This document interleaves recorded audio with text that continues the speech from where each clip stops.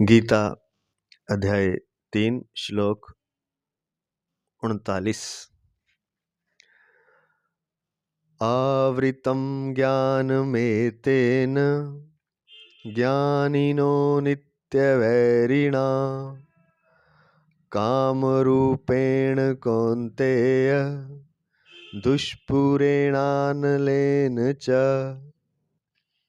हे कुंती नंदन, इस अग्नि के समान कभी तृप्त न होने वाले और विवेकियों के कामना रूप नित्य वैरी के द्वारा मनुष्य का विवेक ढका हुआ है। विवेकियों के कामना रूप नित्य वैरी के द्वारा मनुष्य का विवेक ढका हुआ है। व्याख्या। प्रातः स्मरणीय प्रातः वंदनीय भगवत तत्व प्राप्त महापुरुष महाराज श्री स्वामी राम सुखदास जी महाराज, उनके ग्रंथ साधक संजीवनी से उनसे प्रार्थना करते हुए कि वे अनुमति दें कि हम इस ग्रंथ का वाचन और व्याख्या कर सकें। उनकी करुणा आशीर्वाद से व्याख्या शुरू करते हैं। एतेन 37वें श्लोक में भगवान ने पाप करवाने में मुख्य कारण काम अर्थात कामना को बताया था। उसी कामना के लिए यहाँ एतेन पद आया है। दुष्पूरेणान लेन च,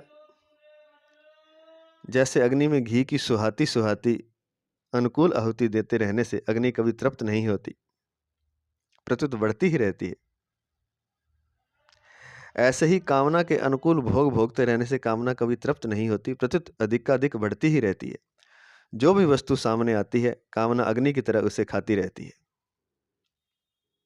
स्टार लगा के दिया है कि कामना की कभी तृप्ति नहीं होती, प्रत्युत अधिकाधिक बढ़ती रहती है। इसका स्टार लगा के नीचे दिया है, न जातु कामः कामान मुपभोगेन शाम्यति हविषा कृष्ण वर्तमेव भूय एवाभि वर्धते। श्रीमद् भागवत 9:19-14 में दिया है और मनुस्मृति 2:94 में भी दिया है कि कामना के अनुकूल भोग भोगते रहने से कामना कभी तृप्त नहीं होती, प्रत्युत अधिकाधिक बढ़ती ही रहती है। भोग और संग्रह की कामना कभी पूरी होती ही नहीं। जितने ही भोग पदार्थ मिलते हैं उतनी ही उनकी भूख बढ़ती है, कारण कि कामना जड़ की ही होती है, इसलिए जड़ के संबंध से यह मिटती नहीं, प्रत्युत अधिकाधिक बढ़ती है। सुंदरदास जी लिखते हैं,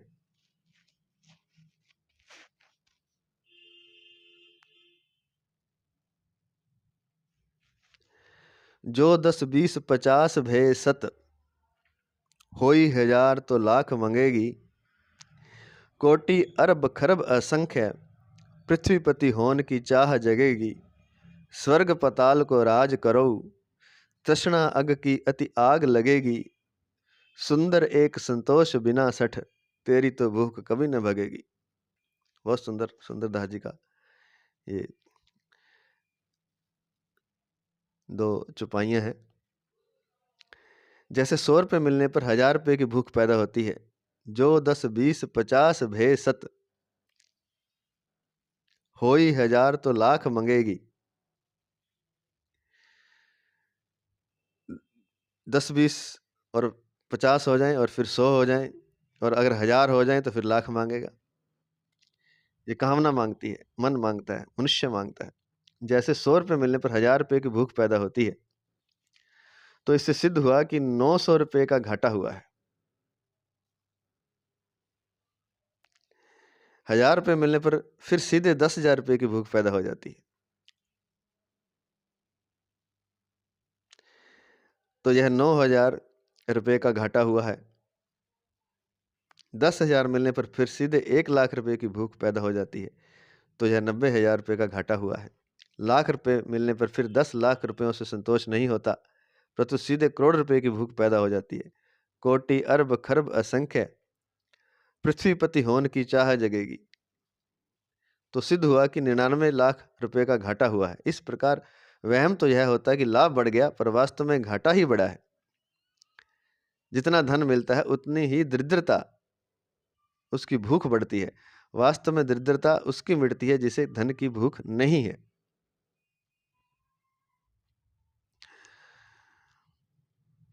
तो कहते हैं कि फिर 1000 हो जाए तो लाख मांगेगी, कोटि अरब, फिर करोड़ मांगे, फिर अरब, फिर खरब, फिर असंख्य, और फिर कहेगा कि पृथ्वीपति होने की चाह जगी, फिर वो पृथ्वीपति होना चाहेगा। और पृथ्वीपति भी हो जाए तो स्वर्ग पताल को राज करो, फिर वो सोचता है कि स्वर्ग और पताल का राज मैं ही करूं, रावण की तरह। तृष्णा अग की अति आग लगेगी, और तृष्णा जो है पाप की फिर और बढ़ जाएगी, आग लग जाएगी। तो सुंदरदास जी कहते हैं ये तो मिटने वाली नहीं, ये तो आग और भी पाप की बढ़ जाएगी। सुंदर एक संतोष बिना सठ, सुंदरदास जी कहते हैं एक संतोष के बिना हे मूर्ख सठ, तेरी तो भूख कभी न भगेगी, तेरी भूख कभी भगने वाली नहीं। तो अभी जहाँ लिखा कि जैसे 100 रुपये मिलने पर 1000 रुपये की भूख पैदा होती है, तो इससे सिद्ध हुआ कि 900 रुपये का घाटा हुआ है। तो महाराज जी कहते हैं कि यह वहम यह होता है कि लाभ बढ़ गया पर वास्तव में घाटा ही बढ़ा है। जितना धन मिलता है उतनी दरिद्रता बढ़ती है, क्योंकि 100 रुपये मिलने पर 1000 की भूख पैदा होती है। तो मतलब 900 रुपये का घाटा लग रहा है ना, मतलब और भूख बढ़ गई। अब उसको घाटा लग रहा है तो 1000 मिलेगा तो पूरा होगा। तो 100 रुपये मिलने पर 900 का घाटा, और फिर 1000 मिलने पर फिर 10,000, फिर 9000 का घाटा। मतलब हमें लगता है कि फ़ायदा हो रहा है, लाभ हो रहा है, पर घाटा हो रहा है, क्योंकि उसका मन बहुत आगे पहुँच जाता है, तो उतना उसका घाटा होता जा रहा है। दोबारा से समझ लें, जैसे 100 रुपये मिलने पर 1000 की भूख पैदा हुई, तो भूख के अनुसार उसकी जो उसके जीवन में घाटा हो गया ना 900 रुपये का, क्योंकि भूख तो 1000 की, मिला तो 100 ही है, और फिर 1000 मिल जाए तो फिर 10,000 की भूख लगती है, तो फिर 9000 का घाटा हो गया। मतलब भूख बढ़ती जा रही है, घाटा बढ़ता जा रहा है। भूख बढ़ती जा रही है मतलब घाटा बढ़ता जा रहा है। पहले 900 का घाटा था, फिर 9000 का, फिर 90,000 का घाटा है, फिर 9 लाख का घाटा है। तो हमें लगता है कि पैसे बढ़ रहे हैं, धन बढ़ रहा है, धन नहीं बढ़ रहा, घाटा बढ़ता जा रहा है। और घाटा बढ़ेगा तो दरिद्रता कभी मिटेगी नहीं, क्योंकि दरिद्र जितना धन आता है उतना और दरिद्र होता है। ये कहना चाहते हैं कि उसका घाटा बढ़ता जा रहा है। अब 1 करोड़ की तमन्ना है 10 लाख आने पर, तो 90 लाख का घाटा बढ़ गया ना। पहले तो घाटा 9 लाख का था, अब 90 लाख का हो गया। तो इस प्रकार वहम यह होता है कि लाभ बढ़ गया पर वास्तव में घाटा ही बढ़ा है। जितना धन मिलता है उतनी ही दरिद्रता, धन की भूख बढ़ती है। वास्तव में दरिद्रता उसकी मिटती है जिसे धन की भूख नहीं है। चाह गई चिंता मटी, मनुआ बेपरवाह, जिसको कछु न चाहिए सो सहन पति शाह। कल भी हमने कहा था जिसको कछु न चाहिए वही शहनशाह। इसका सही जो दोहा है वो इस प्रकार है, चाह गई चिंता मिटी। जब चाह गई तो सारी चिंता मिट गई। मनुआ बेपरवाह, मन बेपरवाह हो गया। जिसको कछु न चाहिए सो सहनपति शाह, वो साहूकारों का भी साहूकार है। वास्तव में धन उतना बाधक नहीं है जितनी बाधक उसकी कामना है। धन की कामना चाहे धनी में हो या निर्धन में, दोनों को यह परमात्मा प्राप्ति से वंचित रखती है।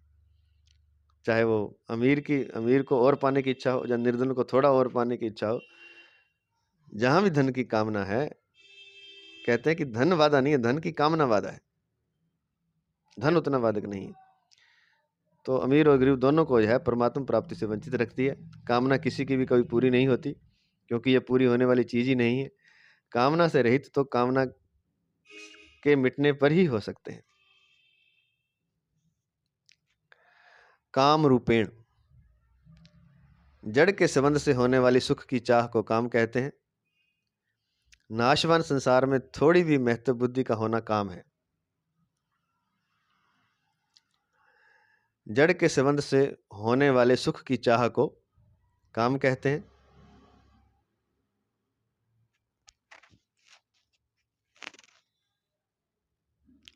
नाशवान संसार में थोड़ी भी महत्व बुद्धि का होना काम है। अप्राप्त को प्राप्त करने की चाह कामना है। अंतःकरण में जो अनेक सूक्ष्म कामनाएं दबी रहती हैं उनको वासना कहते हैं। वस्तुओं की आवश्यकता प्रतीत होना स्पृहा है। वस्तु में उत्तमता और प्रियता दिखना आसक्ति है। वस्तु मिलने की संभावना रखना आशा है, और अधिक वस्तु मिल जाए यह लोभ है या तृष्णा है। वस्तु की इच्छा अधिक बढ़ने पर याचना होती है। ये सभी काम के ही रूप हैं। दोबारा से समझते हैं इसको। जो आपके पास नहीं है, अप्राप्त, उसको पाने की चाह, उसको प्राप्त करने की चाह, उसको बोलते हैं कामना। जो आपके पास नहीं है उसको पाने की चाह कामना है। और अंतःकरण में जो अनेक सूक्ष्म कामनाएं दबी रहती हैं, जो समय आने पर खड़ी हो जाती हैं, उनको वासना कहते हैं। वो अंदर दबी हुई हैं और वस्तुओं की आवश्यकता प्रतीत होने की, ये तो वस्तु मुझे चाहिए, अब कार की तो मुझे जरूरत है, ये स्पृहा है। वस्तु में उत्तमता और प्रियता दिखना कि ये वस्तु उत्तम है, ये बड़ी प्रिय है, यह आसक्ति है, यह राग है, यह प्रेम है उस वस्तु से। वस्तु की उत्तमता और प्रियता दिखना आसक्ति है। वस्तु मिलने की संभावना रखना आशा है, और अधिक वस्तु मिल जाए यह लोभ या इसको तृष्णा कहते हैं। वस्तु की इच्छा अधिक बढ़ने पर, बहुत अधिक बढ़ जाए तो फिर याचना होती है। ये सभी काम के ही रूप हैं। ज्ञानिनो नित्य वैरिणा, यहाँ ज्ञानिनः पद साधन में लगे हुए विवेकशील साधकों के लिए आया है।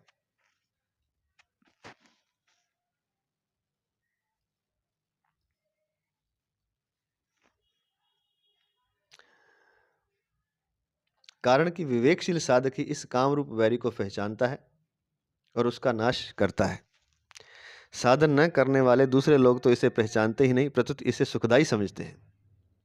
कामना को जो साधना नहीं करते वो सुखदाई समझते हैं। भगवान कहते हैं कि यह काम विवेकशील साधकों का नित्य वैरी है। कामना उत्पन्न होते ही विवेकशील साधक को विचार आता है कि अब कोई ना कोई आफत आएगी।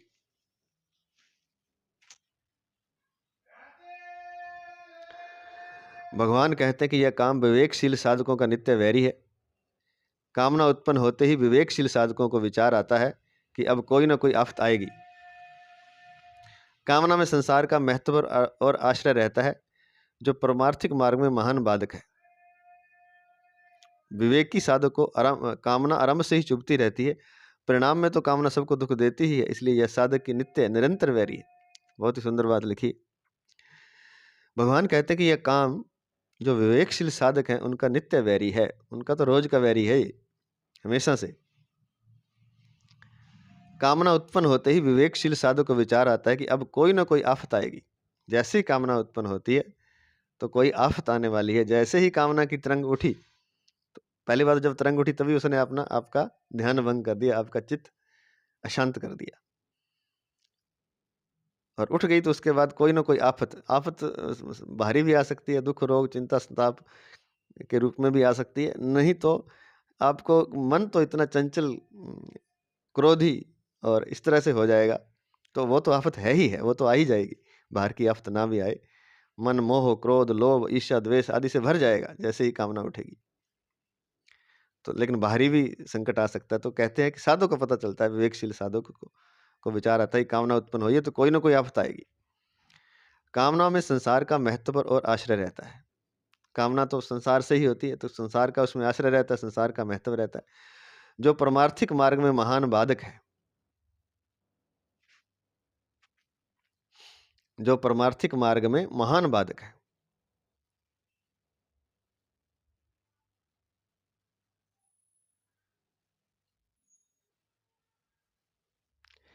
संसार का महत्व और आश्रय रहता है कामना में, जो परमार्थिक मार्ग में महान बाधक है।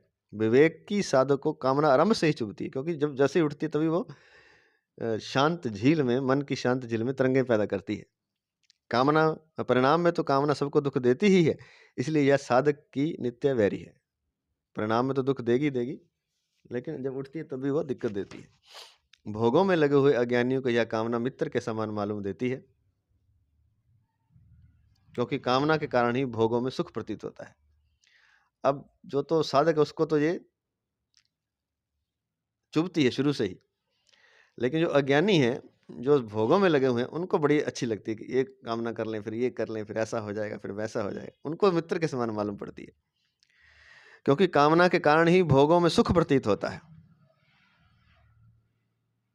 जो सुख लग रहा है वो आपने कामना के कारण ही लग रहा है। भोगों में सुख है नहीं, लेकिन आपकी आसक्ति से, आपकी प्रियता से, आपकी कामना से ही भोगों में सुख प्रतीत होता है। कामना ना हो तो भोग पदार्थ सुख नहीं दे सकते।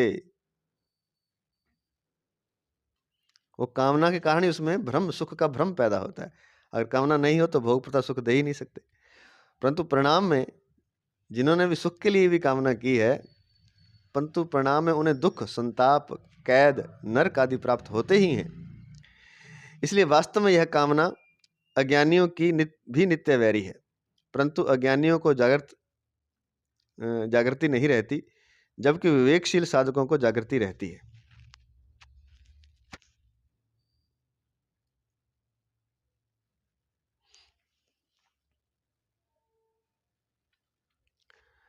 वास्तव में यह कामना अज्ञानियों की नित्य वैरी है, परंतु अज्ञानियों को जागृति नहीं रहती, जबकि विवेकशील साधकों को जागृति रहती है।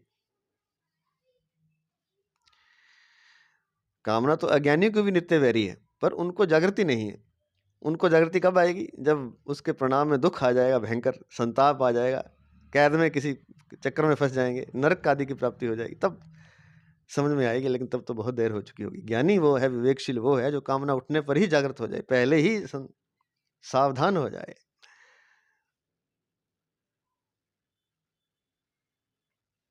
आवृतम ज्ञानम, विवेक प्राणी मात्र में है। पशु पक्षी आदि मनुष्यतर योनियों में यह विवेक विकसित नहीं होता और केवल जीवन निर्वाह तक सीमित रहता है।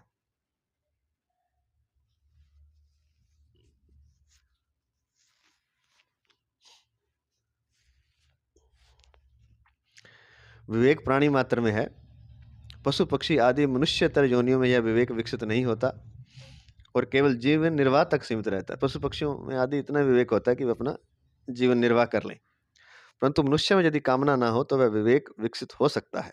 तो यह विवेक विकसित हो सकता है क्योंकि कामना के कारण ही मनुष्य का विवेक ढका रहता है।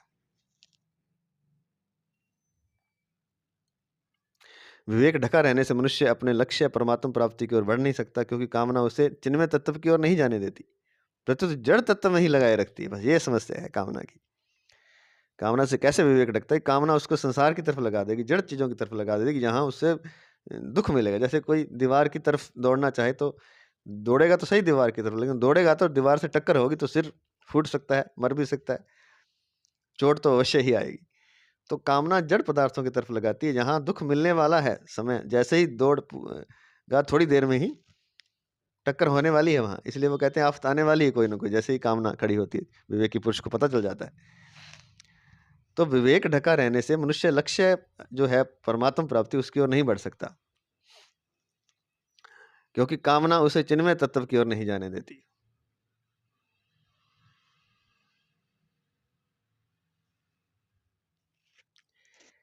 क्योंकि कामना उसे चिन्मय तत्व की ओर नहीं जाने देती, प्रत्युत जड़ तत्व में ही लगाए रखती है। अगर कामना छोड़ देगा तो जड़ तत्व भी छूट जाएंगे, संसार भी छूट जाएगा, और परमात्मा तो फिर मिला ही हुआ है। यह सीधा सा सिद्धांत है, कल भी बता दिया था। बस कामना मात्र छोड़ दे तो विवेक भी जागृत हो जाएगा और परमात्मा में स्थिति भी हो जाएगी। अपने प्रति कोई अप्रिय एवं असत्य बोले तो वह बुरा लगता है, और प्रिय एवं सत्य बोले तो अच्छा लगता है। इसका अर्थ यह हुआ कि अच्छे बुरे, सद्गुण दुर्गुण, कर्तव्य अकर्तव्य आदि का ज्ञान अर्थात विवेक सभी मनुष्यों में रहता है। तो अच्छे बुरे, सद्गुण दुर्गुण, कर्तव्य अकर्तव्य, इसका विवेक है अर्थात जो ज्ञान है वो सब में रहता है। क्यों? क्योंकि अच्छा बोलता तो अच्छा लग रहा है, बुरा बोलता तो बुरा लग रहा है, इसका मतलब विवेक तो है उसमें। परंतु ऐसा होने पर भी वह अप्रिय और असत्य बोलता है, अपने कर्तव्य का पालन नहीं करता। तो इसका कारण यही है कि कामना ने उसका विवेक ढक दिया है। विवेक तो है, पर ऐसा होने पर भी वह अप्रिय और असत्य बोलता है, झूठ बोलता है, अपने कर्तव्य का पालन नहीं करता। तो इसका कारण यही, कामना ने उसका विवेक ढक दिया है। कामना के कारण ही त्याग में सुख है। यह ज्ञान काम नहीं करता,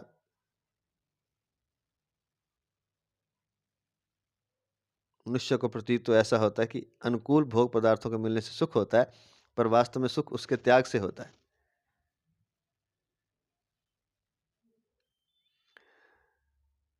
ये कहते हैं कि कामना के कारण ही त्याग में सुख है। चूंकि कामना है इसलिए त्याग में सुख मिलता है। यह ज्ञान काम नहीं करता मनुष्य का। मनुष्य का तो प्रतीत ऐसा होता है कि अनुकूल भोग पदार्थों के मिलने से सुख होता है, पर वास्तव में सुख उसके त्याग से होता है। यह सभी का अनुभव है कि जागृत और स्वप्न में भोग पदार्थों से संबंध रहने पर सुख और दुख दोनों होते हैं, पर सुषुप्ति अर्थात गाढ़ निद्रा में भोग पदार्थों की किंचित भी स्मृति न रहने पर सुख ही सुख होता है, दुख नहीं। इसलिए गाढ़ निद्रा से जागने पर वह कहता है कि मैं बड़े सुख से सोया। इसके सिवाय जागृत और स्वप्न में थकावट आती है, जबकि सुषुप्ति से थकावट दूर होती है और ताजगी आती है। इससे सिद्ध होता है कि भोग पदार्थों के त्याग में ही सुख है। अब उदाहरण दिया इन्होंने समझने के लिए कि जब हम जागते हैं तब भी हमें सुख दुख होते रहते हैं और हम थक जाते हैं। जब हम सो रहे होते हैं स्वप्न वाली अवस्था, उसमें भी अगर सुख दुख स्वप्न में भी सुख दुख होते हैं, इसलिए उसमें पूरा आनंद नहीं आता। सुख आ रहा, दुख आ रहा है, थकावट हो जाती है उसमें। लेकिन जब नींद आती है, गहरी निद्रा, तो उसमें ना सुख होता है, ना दुख होता है, ना कोई कामना होती, क्योंकि कामना स्वप्न में भी चल रही है, तभी तो सुख दुख हो रहे हैं। तो जब कामना समाप्त हो जाती है गाढ़ निद्रा में, तभी उसको आनंद आता है, तब वो कहता है कि बड़ा सुख से सोया। वरना जागृत और स्वप्न में सुख दुख आते रहते हैं और उसको थकावट होती है, ताजगी नहीं आती, बल्कि सुषुप्ति से थकावट दूर होती है और ताजगी आती है। इससे सिद्ध होता है कि भोग पदार्थों के त्याग में ही सुख है। धन की कामना होते ही धन मन के द्वारा पकड़ा जाता है। कामना होते ही धन मन के द्वारा पकड़ा जाता है। जब बाहर से धन प्राप्त हो जाता है, तब मन से पकड़े हुए धन का त्याग हो जाता है और सुख की प्रतीति होती है। ये बहुत ही अच्छी बात बता रहे हैं। अतः वास्तव में सुख की प्रतीति बाहर से धन मिलने पर नहीं हुई, प्रत्युत मन से पकड़े हुए धन के त्याग से हुई है। कहते हैं कि जब धन की कामना होती है तो धन मन के द्वारा पकड़ा जाता है, मन धन को पकड़ लेता है मन में। तो जब वो कामना उसकी पूरी हो जाती है, जब बाहर से धन प्राप्त हो जाता है, तब मन से पकड़े हुए धन का त्याग हो जाता है। तो मिल गया, अब मन क्यों पकड़े रहेगा, तो उसका त्याग हो जाता है, तो सुख की प्रतीति होती है फिर। तो यह जो सुख की प्रतीति है, महाराज जी कहते हैं कि यह बाहर से धन मिलने पर नहीं हुई है।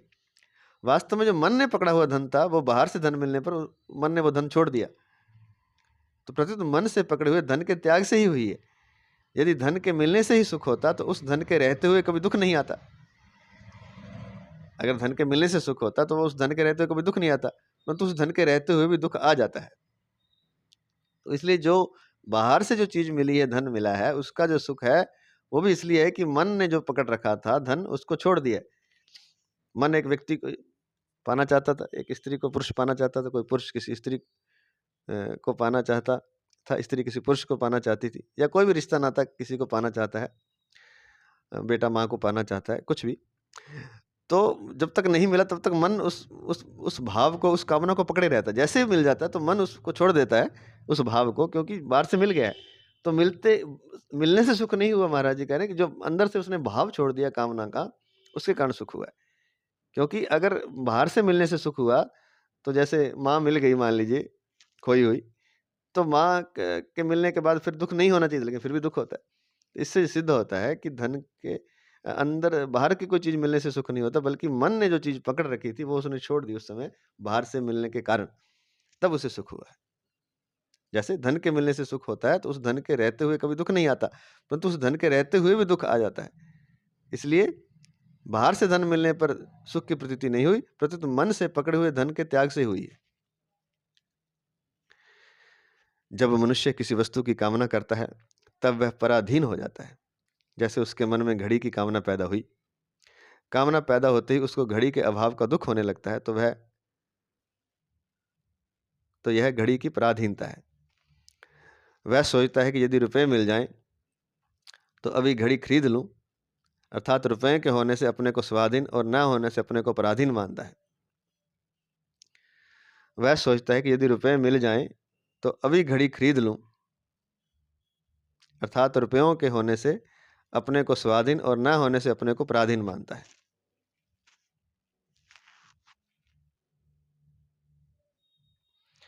अर्थात रुपयों के होने से अपने को स्वाधीन और न होने से अपने को पराधीन मानता है।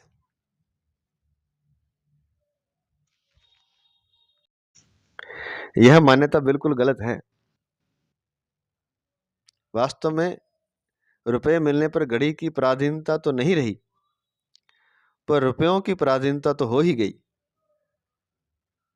क्योंकि रुपये भी पर हैं, स्वयं नहीं। तो वास्तव में रुपये मिलने पर घड़ी तो आ गई, घड़ी की पराधीनता तो नहीं रही, पर रुपयों की पराधीनता तो हो ही गई। रुपये आ गए तो रुपये की गुलामी हो गई, क्योंकि रुपये भी पर हैं, स्वयं नहीं। जैसे वस्तु की कामना होने से वह वस्तु के पराधीन हुआ, ऐसे ही रुपयों की कामना होने से रुपयों के पराधीन हुआ। पराधीनता तो वैसी की वैसी ही रही, परंतु कामना से विवेक ढका जाने के कारण मनुष्य को वस्तु की पराधीनता का तो अनुभव होता है, पर रुपयों की पराधीनता का अनुभव नहीं होता। प्रत्युत रुपयों के कारण वह स्वाधीनता का अनुभव करता है। जो पराधीनता स्वाधीनता के रूप में दिखाई देती है, उस पराधीनता से छूटना बड़ा कठिन होता है। बहुत ही शानदार बात लिखी। घड़ी का उदाहरण दिया, जैसे कि घड़ी नहीं थी तो उसको लगता है कि घड़ी नहीं है, तो दुख होता है उसको कि अभाव है, घड़ी मेरे पास नहीं है। या मान लेते हैं कार नहीं है, तो कार का बड़ा दुख है, उसको कार नहीं है, लोगों के पास कार है, मेरे पास नहीं है। तो यह कार की गुलामी हो गई, क्योंकि मन में उसके चल रहा है, उसका चिंतन चल रहा है, तो उसका गुलाम हो गया कार का। अब वो सोचता है कि रुपए मिल जाए तो मैं कार खरीद लूं, अर्थात रुपए मिल जाएंगे तो अपने आप को स्वतंत्र मानता है कि मैं फिर किसी का गुलाम नहीं रहूंगा, मैं स्वतंत्र होऊंगा, मैं भी लोगों की तरह बस पे इधर उधर नहीं जाना पड़ेगा, कार से जाऊंगा अपनी, मैं स्वाधीन हो जाऊंगा। अर्थात रुपयों के मिलने से अपने को स्वाधीन और न होने से, नहीं है तो अपने को गुलाम मान रहा है। बल्कि ये मान्यता, कहते हैं महाराज जी की यह मान्यता बिल्कुल गलत है। वास्तव में रुपए मिलने पर कार की प्रधानता तो नहीं रही, पराधीनता तो नहीं रही। कार तो आपने खरीद ली, पर रुपए आ गए तो रुपए की गुलामी हो गई अब, क्योंकि रुपए भी तो दूसरे हैं ना। अपने अंदर जो चीज़ है वो अपनी है, जो स्वय है, जो हमारी सत्ता है, वो आत्मा है, वो अपनी है। क्योंकि रुपए भी पर है, स्वय नहीं, इसलिए उसकी गुलामी हो गई। तो वस्तु की गुलामी, जैसे वस्तु की कामना होने से वह वस्तु के पराधीन हुआ, जैसे कार की कामना होने से वह कार के पराधीन हुआ, ऐसे ही रुपयों की कामना होने से वह रुपयों के पराधीन हुआ।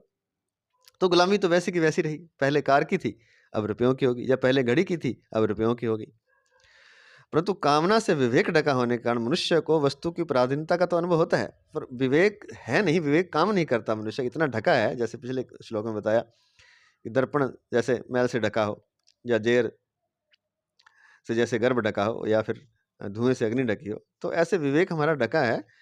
तो जो गुलामी है रुपयों की, वह उसे दिखाई नहीं देती। वस्तु की गुलामी तो दिखाई देती है कि वस्तु के कारण दुख हो रहा है, वस्तु नहीं है तो दुख हो रहा है, लेकिन रुपये आ जाने पर रुपये की गुलामी नहीं दिखाई देती।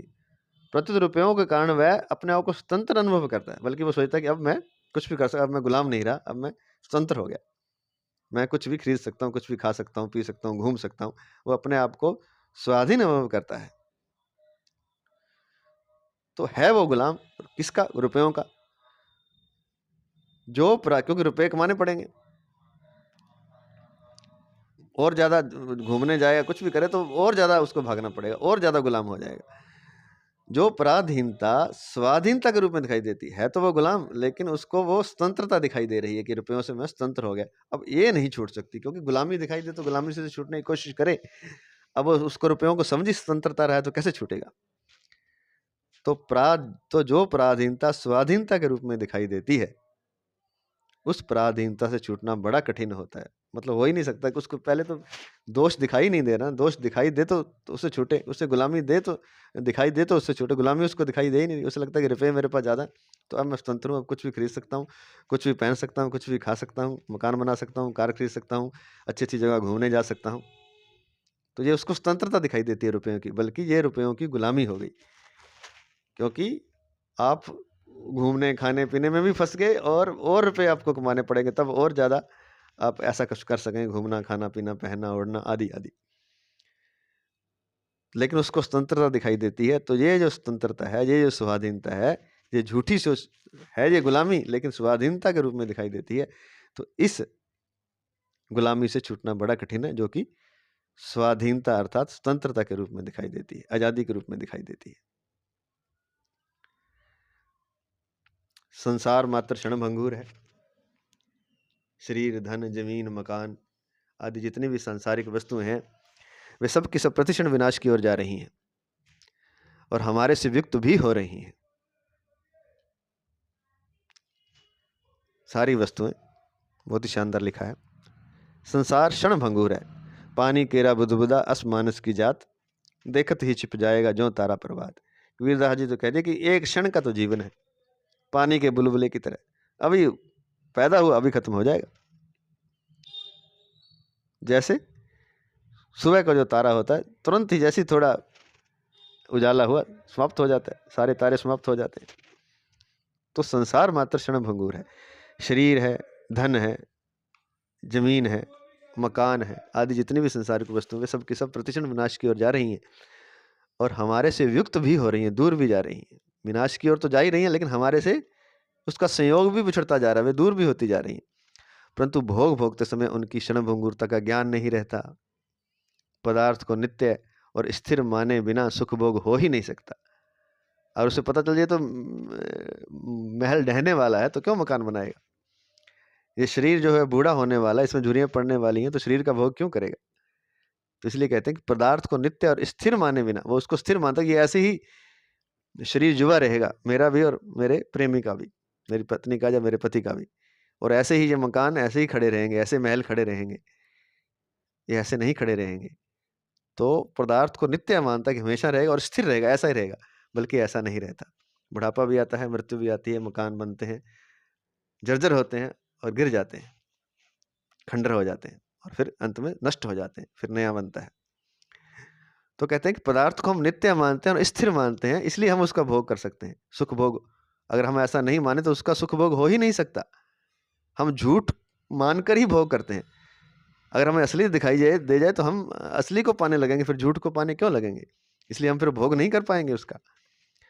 साधारण मनुष्यों की तो बात ही क्या है, साधक भी भोगों को नित्य और स्थिर मानने पर ही उनमें फंसता है। तो साधारण मनुष्य तो फंसे ही हुए हैं, कहते साधक भी फंस जाता है, भोगों को नित्य और स्थिर मानने पर ही उनमें फंसता है। इसका कारण कामना द्वारा विवेक ढक जाना ही है। विशेष बात, मनुष्य को सदा के लिए महान बनाने के उद्देश्य से भगवान कामना को नित्य वैरी बताकर उससे बचने के लिए सावधान करते हैं।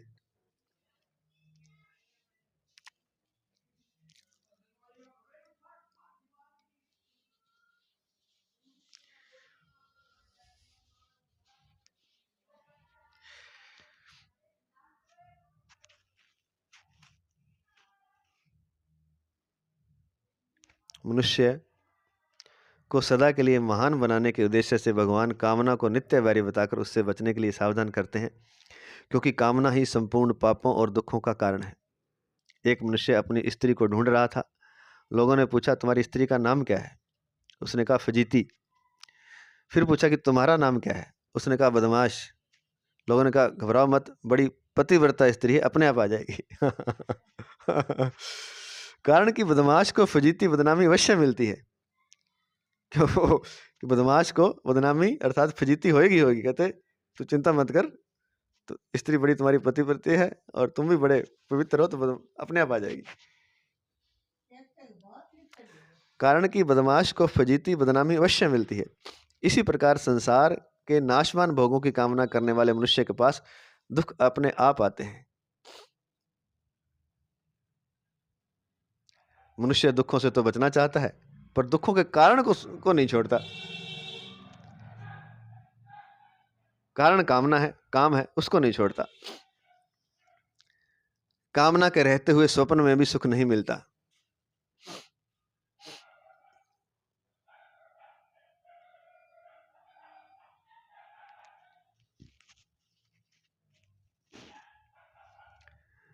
मनुष्य दुखों से तो बचना चाहता है, पर दुखों के कारण, जो कारण है दुखों का, काम अर्थात कामना को नहीं छोड़ता। कामना के रहते हुए स्वप्न में भी सुख नहीं मिलता। दिन की तो छोड़ो जागृति, सपने में भी सुख नहीं अगर कामना आपने रखी हुई है तो। पहले भी बताया था, काम अचित सुख सपने हो नाही, रामचरितमानस 7:91 में दिया है। भगवान अन अनलेन दुष्पूरेण पदों से यह बताते हैं कि भोग पदार्थों से कामना कभी पूरी नहीं होती। ज्यों ज्यों भोग पदार्थ मिलते हैं त्यों ही तो उनकी कामना बढ़ती है, और ज्यों ज्यों कामना बढ़ती है त्यों ही तो अभाव का अधिक अनुभव होता है एवं अभाव को मिटाने के लिए मनुष्य पाप कर्मों में प्रवृत्त होता है। कहते हैं कि भोग पदार्थों से कामना कभी पूरी नहीं होती, क्योंकि ज्यों-ज्यों भोग मिलेंगे कामना और बढ़ जाएगी भाई। जैसे-जैसे अग्नि में आहुति पड़ेगी, अग्नि और प्रज्वलित होती रहेगी। तो ज्यों-ज्यों कामना बढ़ती है त्यों-त्यों अभाव अधिक होता जाता है। ज्यों-ज्यों कामना, फिर उसको लगता है ये भी कमी है, ये भी कमी है। क्योंकि धन पहले अगर उसको कमी थोड़ी दिखाई देती है, फिर वो धन कमाता है, फिर उस कमी को पूरा करता है। फिर थोड़ा धन ज़्यादा है तो क्योंकि धन आ गया उसके पास ज़्यादा, तो फिर अब उसको कमी भी ज़्यादा दिखाई, क्योंकि उससे वो खरीद सकता है। तो कामना भी फिर बढ़ जाती है और कमियां भी फिर ज़्यादा दिखाई देने लगती हैं, जैसे-जैसे पूरी होती जाती हैं। एक दोहा है कबीरदास जी का, याद नहीं आ रहा, ज्यों-ज्यों त्यों-त्यों ऊँचा हो, ऐसे करके कुछ है। चलिए कोई नहीं। ज्यों-ज्यों भोग पदार्थ मिलते हैं त्यों-त्यों उसकी कामना बढ़ती है, और ज्यों-ज्यों कामना बढ़ती है त्यों ही तो अभाव का अधिक अनुभव होता है। एवं अभाव को मिटाने के लिए, अब बहुत ज़्यादा अभाव हो जाए तो फिर क्या करेगा? अब सही तरीके से धन नहीं कमाएगा तो फिर वो कुछ पाप कर्म करता है। धन का ही अभाव नहीं, और भी बहुत से अभाव होते हैं। विद्या का, बल का, स्त्री का, पुरुष का। तो उन सबको मिटाने के लिए फिर वो पाप कर्मों में प्रवृत्त होता है। फिर वो पाप करता है, बस फिर तो पतन हो ही गया। जैसे धन की कामना उत्पन्न होने पर मनुष्य धन की प्राप्ति में न्याय अन्याय का विचार नहीं करता, जैसे धन की कामना उत्पन्न होने पर मनुष्य धन की प्राप्ति में न्याय अन्याय का विचार नहीं करता, फिर कामना बढ़ने पर द्वितीय अवस्था में वह चोरी डाके आदि में भी लग जाता है। फिर गलत तरीके से भी धन कमाने में उसको डर नहीं लगता और उसको विचार ही नहीं करता वो। द्वितीय अवस्था, और फिर अधिक कामना बढ़ने पर तृतीय अवस्था में वह धन के लिए दूसरों को जान से भी मार डालता है। इस प्रकार नाशवान सुख की कामना करने वाला मनुष्य अपने लोक और परलोक दोनों को महान दुख रूप बना लेता है। लोक भी बिगड़ जाता है और परलोक भी बिगड़ जाता है। देखा ये हमने कि जब थोड़ा धन होता है तब तो वो डरता भी रहता है, गलत काम नहीं करना, ऐसा नहीं करना। लेकिन धन ज्यादा आने से फिर वो कई तरह के पाप कर्मों में प्रवृत्त होता है।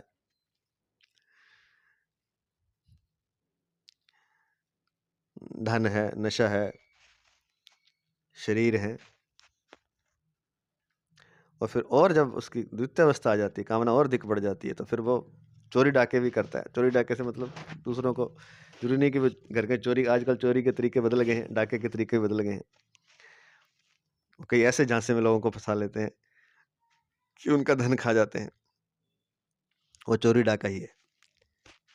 ऐसी स्कीमें बना लेते हैं, ऐसी कमेटियां चला लेते हैं, कुछ भी ऐसे बैंक बना लेते हैं।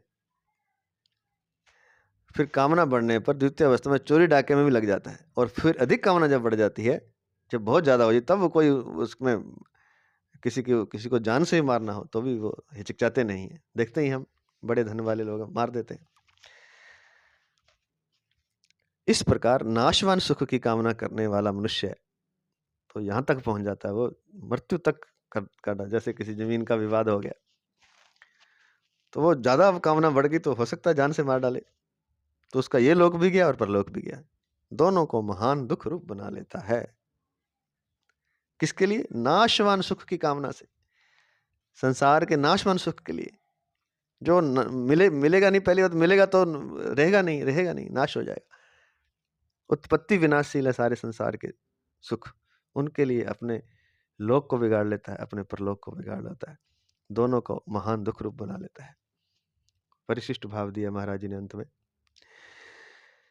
साधन की मुख्य बाधा है संयोगजन्य सुख की कामना। बस यही बात है। चीजों का, वस्तुओं का, व्यक्तियों का संयोग होता है, उससे सुख मिलता है। बस यही साधना की मुख्य बाधा है, संयोगजन्य सुख की कामना। यह बाधा साधन में बहुत दूर तक रहती है। साधक जहां सुख लेता है वहां अटक जाता है, यहां तक कि वह समाधि का भी सुख लेता है तो वहां अटक जाता है। बहुत शानदार बात लिखी है, जहां सुख लेगा, क्योंकि अटकेगा कैसे? अब तक पहले भी कह रहे हैं कि सुख लेगा तो अटक जाएगा, सुख नहीं लेना, सुख नहीं लेना। कारण ये है कि जहां सुख लेगा वहां रुकना चाहता है व्यक्ति, कोई आपने दृश्य देखा सुंदर तो वहां रुक जाओगे तो फिर आपका आगे का जो रास्ता, आपने मंजिल तय करनी थी, वहां से आप भटक जाओगे, वहीं रुके रह जाओगे। इसलिए साधक जहां भी सुख लेता है, यहां तक इन्होंने कह दिया कि समाधि का भी अगर सुख लेता है तो वहां भी वह अटक जाता है। संसारिक भोग की कामना जो है वो तो बंधन कारक है ही है। सात्विक सुख की कामना, आसक्ति भी बंधन कारक हो जाती है। इसलिए गीता के 14वें अध्याय के 6ठे श्लोक में लिखा है, सुख संगेन बदनाति, सुख का संग भी बांध लेता है। 2 लगा के दिया है नीचे। परमात्मा प्राप्ति के मार्ग में सात्विक सुख की आसक्ति अटकाती है और राजस तामस सुख की आसक्ति पतन करती है। सात्विक सुख क्या है? समाधि, वो अटका देगी, आपको वहीं रोक लेगी। और संसारिक भोग पदार्थों की राजस तामस सुख की आसक्ति आपको पतन ही करा देगी, वो तो नीचे ही करा देगी, आप गलत काम करने लग जाएंगे।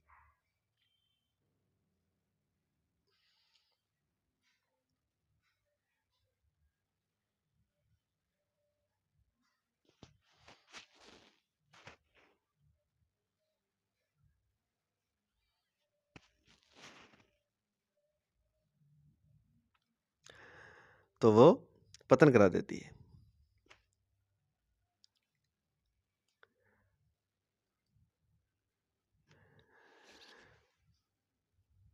तो इसलिए यहाँ भगवान ने संयोग जन्य सुख की कामना को विवेकी साधकों का नित्य वैरी बताया है, क्योंकि समाधि भी बांध लेगी।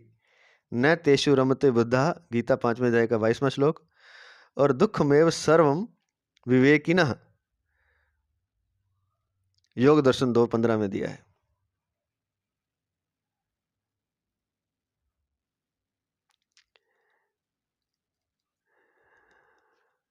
तो फिर से सुन ले, साधन की मुख्य बाधा है संयोग जन्य सुख की कामना। वस्तु व्यक्तियों के संयोग से जो सुख मिलता है, पदार्थों के संयोग से, उसकी कामना। यह बाधा साधन में बहुत दूर तक रहती है। साधक यहां सुख लेता है, ये बहुत दूर तक साधन में रहती है। मतलब संयोग जन्य सुख की कामना ये अंत तक नहीं छोड़ती साधक को। उसके मन में, चाहे भोगे ना, मन में रहता है उसके। साधक जहां सुख लेता है वहीं अटक जाता है। जहां तक कि समाधि का सुख भी लेता है तो वहां अटक जाता है। इसको 1 लगा के दिया है नीचे। भोगों का सुख संयोगजन्य और समाधि का सुख वियोगजन्य है। संयोगजन्य सुख लेने से पतन हो जाता है और वियोगजन्य सुख लेने से साधक अटक जाता है। समाधि का सुख वियोगजन्य क्यों है? क्योंकि समाधि से हट जाएगा तो उसको दुख होगा कि आनंद आ रहा था समाधि में। तो समाधि का सुख जो वियोगजन्य है तो उसको बार बार लेना चाहता है, उसका वियोग नहीं करना चाहता, तो वहां अटक जाता है। और भोगों का सुख संयोगजन्य, वो कोई चीज आपके पास, वस्तु व्यक्ति पदार्थ आएगा तब मिलेगा।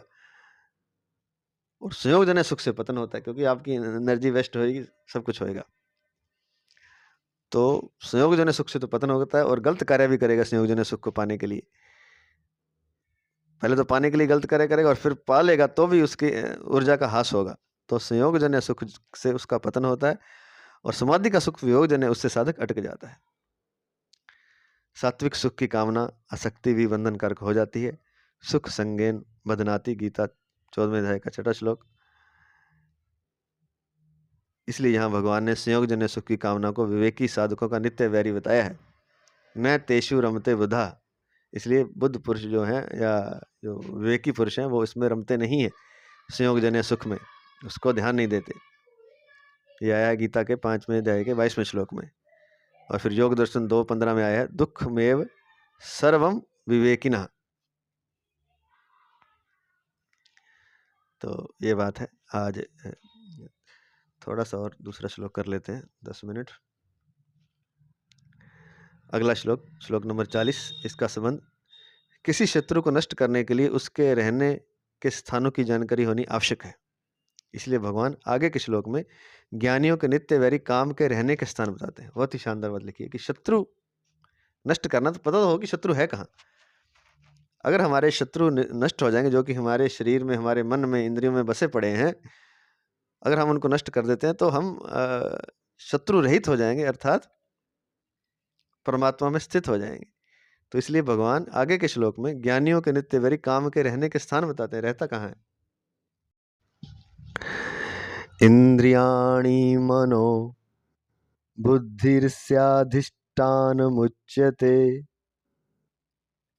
एतैर्विमोह यत्तेष ज्ञानमावृत्य देहिनम्। 40वां श्लोक।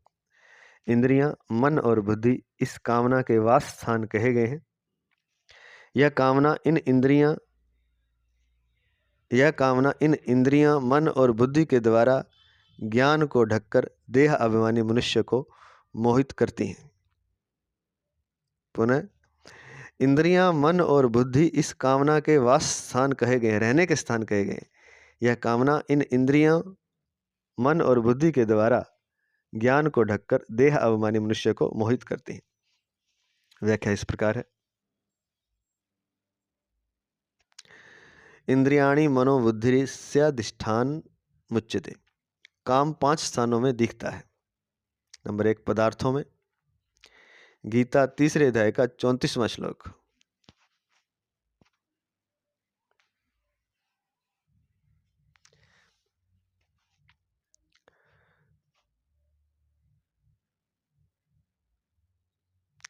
काम 5 स्थानों में दिखता है। नंबर 1 पदार्थों में, गीता 3 अध्याय का 34वां श्लोक। नंबर 2 इंद्रियों में। नंबर 3 मन में। नंबर 4 बुद्धि में। और नंबर 5 माने हुए अहम अर्थात मैं अर्थात कर्ता में। 2 अध्याय का 59वां श्लोक। इन 5 स्थानों में दिखने पर भी काम वास्तव में माने हुए अहम, जो मैंपन है, जो अहम है, अहंकार है, चिज्जड़ ग्रंथि बोलते हैं, अहम में ही रहता है। परंतु उपयुक्त 5 स्थानों में दिखाई देने के कारण ही वे इस काम के वास स्थान कहे गए। दिखाई वो 5 स्थानों में देता है, लेकिन रहता वो चिज्जड़ ग्रंथि में ही। तो कहाँ कहाँ रहता है? पदार्थों में, जो कि गीता के 3 अध्याय के 34वें श्लोक में दिया गया, अभी हमने की है थोड़ी देर पहले।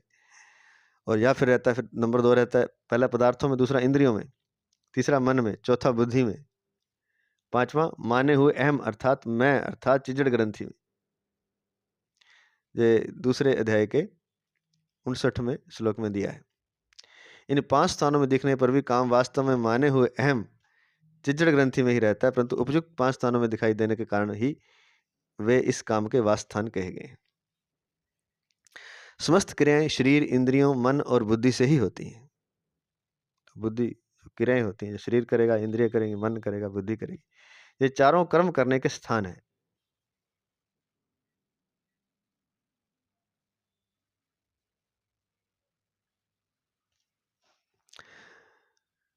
ये चारों कर्म करने के साधन है। यदि इनमें काम रहता है तो यह परमार्थी कर्म नहीं होने देता। जो काम है, अगर शरीर, इंद्रिय, मन, बुद्धि में रहता है, जो कि कर्म के साधन है, यदि इनमें काम रहता है तो यह परमार्थी कर्म होने ही नहीं देता। इसलिए कर्म योगी निष्काम, निर्मम और अनासक्त होकर शरीर, इंद्रिय और मन बुद्धि के द्वारा अंतःकरण की शुद्धि के लिए कर्म करता है। इसलिए कर्म योगी निष्काम, निर्मम और अनासक्त होकर शरीर, इंद्रिय और मन बुद्धि के द्वारा, जब तक ये नहीं होगा तब तक इस शरीर, इंद्रिय, मन बुद्धि के द्वारा परमार्थी कर्म होगा नहीं। तो इसलिए जो साधक है, कर्मयोगी है, वो निष्काम होकर के, निर्मम होकर के, अनासक्त होकर के शरीर, इंद्रिय और मन बुद्धि के द्वारा अंतःकरण की शुद्धि के लिए कर्म करता है। गीता 5वें अध्याय का 11वां श्लोक। तो वो अंतःकरण की शुद्धि हो जाएगी तो अपने आप ही परमात्मा उसमें झलक जाएगा। वास्तव में काम अहम अर्थात जड़ चेतन के तदात्म्य में ही रहता है, जिसको चिज्जड़ ग्रंथि कहा गया है। अहम अर्थात मैंपन केवल माना हुआ है। मैं अमुक वर्ण, आश्रम, संप्रदाय वाला हूँ, यह केवल मान्यता है। क्योंकि है तो हम परमात्मा के अंश, लेकिन हम मान लेते हैं कि अमुक वर्ण, आश्रम, संप्रदाय वाला हूँ। यह केवल मान्यता है। मान्यता के सिवाय इसका दूसरा कोई प्रमाण नहीं है। इस माने हुए संबंध में ही कामना रहती है।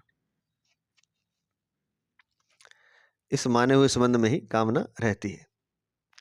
कामना से ही सब पाप होते हैं। कामना का जो संबंध हमने मान रखा है झूठा, उस झूठे संबंध में ही कामना रहती है। कामना से ही सब पाप होते हैं। जो हमने पहले झूठ मान रखा है कि मैं फलां फलां हूँ, मैं ये हूँ, मैं वो, जो भी अपने को मान रखा है परमात्मा के अलावा, वो सारा मान्यता है। मान्यता के सिवाय कोई प्रमाण नहीं है कि मैं ये हूँ, बस मान्यता मान रखा है आपने। इस माने हुए संबंध में ही कामना रहती है और कामना से ही सब पाप होते हैं। पाप तो फल भुगत कर नष्ट हो जाते हैं, पर अहम से कामना दूर हुए बिना नए नए पाप होते रहते। अब एक पाप किया, वो उसका फल मिल गया, वो पाप नष्ट हो गया। पाप तो फल भुगता कर नष्ट हो जाते हैं, पर वो नई कामना पैदा कर लेता। जब तक अहम में वो कामना है, अहम से कामना दूर हुए बिना नए नए पाप होते रहते हैं। इसलिए कामना ही जीव को बांधने वाली है। महाभारत में कहा है, शांति पर्व में 251 में, काम बंधन में वैकम नान्य दस्तीह बंधनम काम बंधन मुक्तो ही ब्रह्म भुआय कल्पते। जगत में कामना ही एकमात्र बंधन है। काम बंधनम एवं एकम नान्य दस्तीह बंधनम, दूसरा कोई बंधन नहीं है। काम बंधन मुक्तो, जो कामना के बंधन से मुक्त हो जाता है, छूट जाता है, ही ब्रह्म भुआय कल्पते, वह ब्रह्म भाव प्राप्त करने में समर्थ हो जाता है। अगला पद है, ऐतिर विमोहय ऐतैर विमोहय तेष ज्ञानमावृत्य देहिनम। कामना के कारण मनुष्य को जो करना चाहिए वह नहीं करता, और जो नहीं करना चाहिए वह कर बैठता है। इस प्रकार कामना देह अभिमानी पुरुष को मोहित कर देती है। कामना के कारण जो करना वो तो करता नहीं, जो नहीं करना वो कर देता है। दूसरे अध्याय में भगवान ने कहा कि कामना से क्रोध उत्पन्न होता है, कामात क्रोधो भी जायते, दूसरे अध्याय का 62वां श्लोक। और क्रोध से समोह, अत्यंत मूढ़ भाव उत्पन्न होता है। क्रोधाद भवति सम्मोह, दूसरे अध्याय का 63वां श्लोक। इससे यह समझना चाहिए कि कामना में बाधा पहुंचने पर जो क्रोध उत्पन्न होता है, पर यदि कामना में बाधा ना पहुंचे तो कामना से लोभ, और लोभ से समोह उत्पन्न होता है। बाधा पहुंचेगी तो कल परसों भी हम बात कर चुके हैं, कामना में तो क्रोध उत्पन्न होगा, और बाधा ना पहुंचे, पूरी हो जाए कामना, तो फिर लोभ और समोह उत्पन्न होता है। ये एक लगा के दिया है नीचे, मार्कंडेय पुराण 3:71-72 में दिया है। रागात कामा प्रभवती, रागात कामा प्रभवती कामाल कामाल्लोभो विजायते,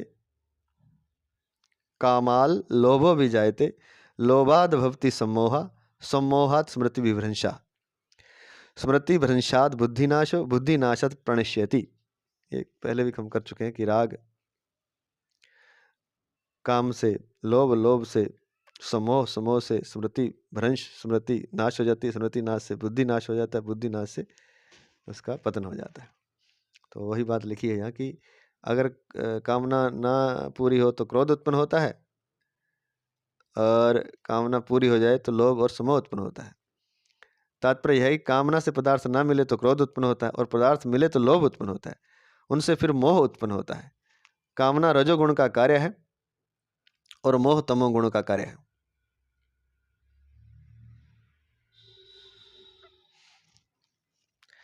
कामना रजोगुण का कार्य है और मोह तमोगुण का कार्य है।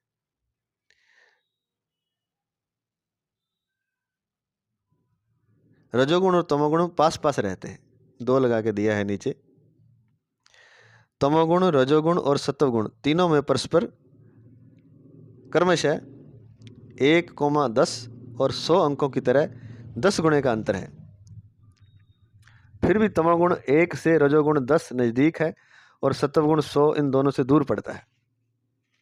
तो जैसे 1, 10, 100 का अंतर होता है, ऐसे ही तमोगुण मान लो 1 पर है तो रजोगुण 10 पर है, और सत्वगुण 100 पर है। सत्वगुण बहुत दूर है, तो ये कहते हैं कि 10 गुणे का अंतर है। फिर भी तमोगुण रजोगुण दोनों पास हैं, और सत्वगुण इनसे 100 पॉइंट दूर है, 90 पॉइंट। 100 नंबर पर है तो 90 पॉइंट, मतलब दूर है काफ़ी, 10 गुना दूर है, लेकिन ये दोनों पास पास है। तो कामना कहते हैं कि रजोगुण का कार्य है और मोह तमोगुण का कार्य है। रजोगुण और तमोगुण पास पास रहते हैं, अतः काम, क्रोध और लोभ और मोह पास पास ही रहते हैं। काम, क्रोध, लोभ और मोह पास पास ही रहते हैं। काम इंद्रियों, मन और बुद्धि के द्वारा देहाभिमानी पुरुष को मोहित अर्थात बेहोश कर देता है। काम इंद्रियों और मन के द्वारा जो देह का अभिमान है जिस पुरुष को, उसको मोहित कर देता है, बेहोश कर देता है। इस प्रकार काम रजोगुण का कार्य होते हुए भी तमोगुण का कार्य मोह हो जाता है। इस प्रकार काम रजोगुण का कार्य है होते हुए भी तमोगुण का कार्य मोह हो जाता है। कहने का तात्पर्य है कि काम इंद्रिय और मन के बुद्धि के द्वारा देह अभिमानी पुरुष को मोहित करता है। तो जो काम जो है वह तो रजोगुण का, लेकिन मोह जो है वो तमोगुण का कार्य। अभी पीछे बताया है कि कामना रजोगुण का कार्य है, मोह तमोगुण का कार्य है। लेकिन वो काम रजोगुण का कार्य होते हुए भी उसमें मोह पैदा कर देता है, इसलिए वो तमोगुण का कार्य हो जाता है, ये कहना चाहते हैं। कामना उत्पन्न होने पर मनुष्य पहले इंद्रियों से भोग भोगने की कामना करता है। पहले तो भोग पदार्थ मिलते नहीं और मिल भी जाए तो टिकते नहीं। तो कामना उत्पन्न होगी तो क्या सोचेगा कि इंद्रियों से मैं भोग भोगूंगा, शब्द स्पर्श रस रूप गंध, इंद्रियां जो है 5, इनसे भोगूंगा। और भी इंद्रियां 10 कर्म इंद्रियां, 5 कर्म इंद्रियां भी हैं, उन सबसे तो भोग भोगूंगा। त्वचा द्वारा स्पर्श का सुख, आंख द्वारा रूप का सुख, कान द्वारा सुनने का सुख, आदि आदि। तो पहले तो भोग पदार्थ मिलते नहीं, भोग की कामना तो करता है और कुछ मेहनत करता है तो भोग पदार्थ मिलते नहीं और मिल भी जाए तो टिकते नहीं। इसलिए उन्हें किसी तरह प्राप्त करने के लिए वह मन में तरह तरह की कामनाएं करता है और योजनाएं बनाता है तरह तरह की, किस तरह ये मिल जाए, किस तरह ऐसे हो जाए। बुद्धि में उन्हें प्राप्त करने के लिए तरह तरह के उपाय सोचता है। इस प्रकार कामना पहले इंद्रियों को संयोगजन्य सुख के प्रलोभन में लगाती है। तो कामना पहले तो क्या करती है, इंद्रियों को संयोगजन्य सुख के प्रलोभन में लगा देती है। फिर इंद्रियां मन को अपनी ओर खींचती हैं। पहले तो प्रलोभन देती है इंद्रियों को तो सुख मिलेगा, कौन, कामना। फिर इंद्रियों को इंद्रियां मन को खींचती है, क्योंकि इंद्रियां अकेली कुछ कर नहीं सकती, क्योंकि मन के द्वारा ही वो भोग सकती हैं। तो इंद्रियां मन को अपनी ओर खींचती हैं और उसके बाद इंद्रियां और मन मिलकर बुद्धि को भी अपनी ओर खींच लेते हैं, उसका विवेक खत्म कर देते हैं धीरे धीरे। इस तरह काम देह अभिमानी को के ज्ञान को ढककर इंद्रियां मन और बुद्धि के द्वारा उसे मोहित कर देता है तथा उसे पतन के गड्ढे में डाल देता है। इस तरह क्या करता है काम, देहाभिमानी जो पुरुष है, जो देही को सब कुछ मानता है, देह की इंद्रियां और देह को उसी से सुख लेना चाहता है, सब उसी को सब कुछ मानता है, परमात्मा को मानता नहीं, जो अपना अविनाशी अंश है उस तरफ उसका ध्यान नहीं है। इस तरह काम देह अभिमानी ज्ञान को ढककर, देह अभिमानी के ज्ञान को ढककर इंद्रियों मन और बुद्धि के द्वारा उसे मोहित कर देता है तथा उसे पतन के गड्ढे में डाल देता है। यह सिद्धांत है कि नौकर अच्छा हो पर मालिक तिरस्कार पूर्वक उसे निकाल दे तो फिर उसे अच्छा नौकर नहीं मिलेगा। नौकर अच्छा हो और मालिक उसे निकाल दे तो फिर उसे अच्छा नौकर नहीं मिलेगा। ऐसे ही मालिक अच्छा हो और पर नौकर उसका तिरस्कार कर दे तो फिर उसे अच्छा मालिक नहीं मिलेगा। लोग जानते हैं सिद्धांत है।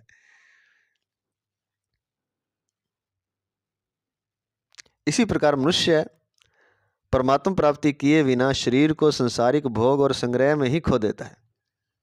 जो शरीर मिला है उससे, जो उसे समय मिला है शरीर के द्वारा, जो शक्ति मिली है, वो परमात्मा की प्राप्ति तो करता नहीं, शरीर को संसारिक भोगों के और संग्रह में ही खो देता है। तो फिर उसे मनुष्य शरीर नहीं मिलेगा। वाह वाह, बहुत शानदार बात लिखी। जैसे लिखा है कि नौकर अच्छा हो मालिक निकाल दे, अच्छा नौकर नहीं मिलता, मालिक अच्छा हो नौकर नहीं उसका तिरस्कार करे तो उसे अच्छा मालिक नहीं मिलता। इस तरह जब मनुष्य शरीर का सही उपयोग नहीं करता तो फिर उसको मनुष्य शरीर नहीं मिलता दोबारा। अच्छी वस्तु का तिरस्कार होता है अंतःकरण अशुद्ध होने से और अंतःकरण शुद्ध अशुद्ध होता है कामना से। बहुत शानदार बात लिखी। जिस चीज का आप सम्मान नहीं करते वो चीज आपको फिर दोबारा नहीं मिलती। अगर आपने शरीर का सही उपयोग नहीं किया, परमात्मा की प्राप्ति में शरीर को नहीं लगाया तो मनुष्य शरीर नहीं मिलेगा। बहुत ही शानदार बात है।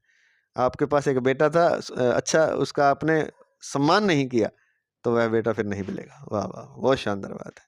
जो चीज आपके पास थी उसका सम्मान नहीं किया तो वह चीज आपसे छिन जाएगी हमेशा के लिए और अगले जन्म तक भी वो छिन जाएगी। तो उसको फिर मनुष्य शरीर नहीं मिलेगा। अच्छी वस्तु का तिरस्कार होता है अंतःकरण अशुद्ध होने से। अगर अंतःकरण शुद्ध है तो अच्छी वस्तु का उसको पता होता है कि ये अच्छी वस्तु, लेकिन अंतःकरण अशुद्ध है तो अच्छी वस्तु का वो तिरस्कार कर देता है। और अंतःकरण अशुद्ध होता है कामना से। अच्छी वस्तु का तिरस्कार होता है अंतःकरण अशुद्ध होने से और अंतःकरण अशुद्ध होता है कामना से। कामना है तो अंतःकरण शुद्ध होगा तो फिर आपको अच्छी बुरी वस्तु का पता ही नहीं चलेगा क्या अच्छा क्या बुरा। इसलिए सबसे पहले कामना का नाश करना चाहिए। तो सबसे पहले जो शत्रु है वो कामना, जो उठे तभी उसका नाश कर दो। तो कामना का नाश करना चाहिए। अंत में थोड़ा सा 2 मिनट का 1 मिनट का ही है। देहिनम विमोहयति पदों का तात्पर्य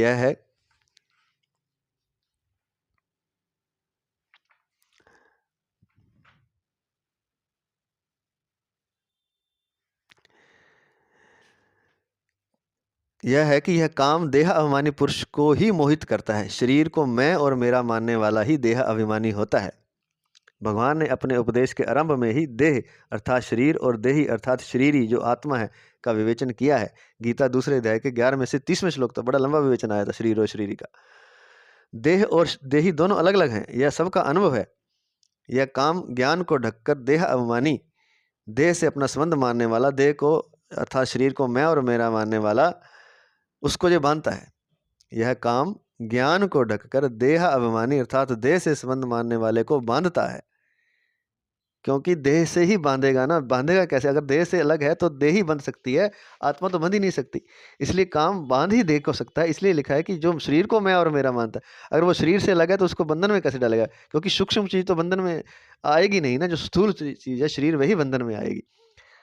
तो इसलिए काम ज्ञान को ढककर देह अभिमानी, देह से अपना संबंध मानने वाले को बांधता है। देही जो है, जो आत्मा है, वो शुद्ध स्वरूप को नहीं बांध सकता। देही अर्थात शुद्ध स्वरूप को नहीं। जो देह के साथ अपना संबंध नहीं मानता उसे यह बांध नहीं सकता। ये तो क्योंकि बांधेगा किसे? सूक्ष्म को तो बांधा नहीं जा सकता, आत्मा को तो बांधा नहीं जा सकता। देह को मैं और मेरा और मेरे लिए मानने से ही मनुष्य उत्पत्ति विनाशशील जड़ वस्तुओं को महत्व देता है। देह को मैं, मेरा और मेरे लिए मानने से ही, वो कहते हैं ना, मैं, मेरा शरीर, मेरा जीवन, मैं जो करूं, तो वो यहीं से पैदा होता है। देह को मैं, मेरा और मेरे लिए मानने से ही मनुष्य उत्पत्ति विनाशशील जड़ वस्तुओं को महत्व देता है, जिससे उसमें जड़ता का राग उत्पन्न हो जाता है, रस उत्पन्न हो जाता है। अर्थात जड़ पदार्थों में राग उत्पन्न होने से, रस उत्पन्न होने से जड़ता से संबंध हो जाता है। जड़ता से संबंध होने पर ही कामना की उत्पत्ति होती है। कामना उत्पन्न होने पर जीव मोहित होकर संसार बंधन में बंध जाता है। जड़ चीजों से संबंध होता है तो ही उसको कामना, क्योंकि वो फिर जड़ चीजों से जब संबंध हो तो चाहता है कि ये चीजें मुझे मिल जाएं, ये सुख मिल जाए, वस्तु व्यक्ति पदार्थ मिल जाए, क्योंकि जड़ चीजों से उसका संबंध है।